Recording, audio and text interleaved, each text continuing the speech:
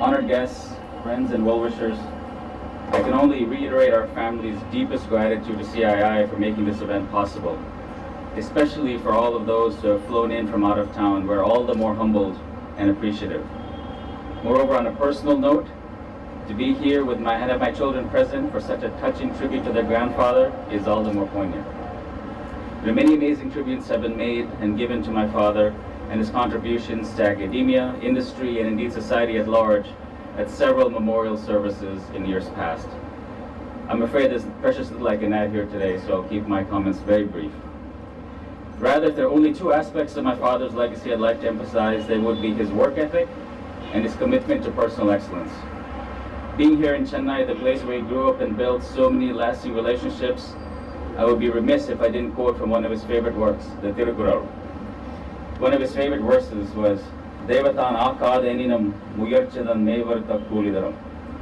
Though fate stands in the way, strenuous effort yields ready fruit. Labor recompenses what fate denies. I personally know of no one who threw themselves so completely into their work as my father. He always believed that sheer force of will and work would eventually overcome all obstacles.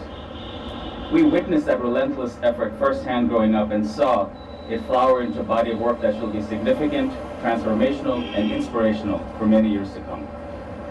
Hand in hand with that work ethic came a singular obsession with personal excellence and being the best he could be at whatever he did.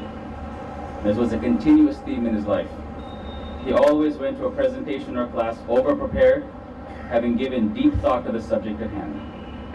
He sweated the data, the details, and delivery of every message. That quest for excellence was integral to who he was. In many ways, I believe he associated Indianness with being the best. This was for two reasons. In so many arenas, he was a trailblazer and often was the only Indian face to be seen. Whether fair or not, he realized that he was the standard bearer for all of us in many instances. Conversely, he also demanded the same exacting standards of those around him, and indeed for India itself. It's often said of Gandhiji that his life was his message. And I believe in his own way, the same can be said of my father.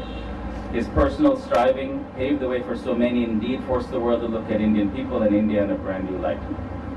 I come back again to Tirukural. Nalanmai embadu or varuthu thambirandu ilanmai akiku kolam. Those are worthy heroes who raised to high status the race which gave them birth.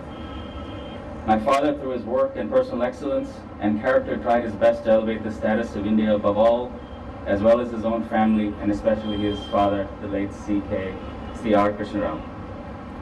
For his children and his grandchildren, we can think of no more worthy a hero. Though my father is not here with us, his message still speaks to us today as loudly and clearly as ever.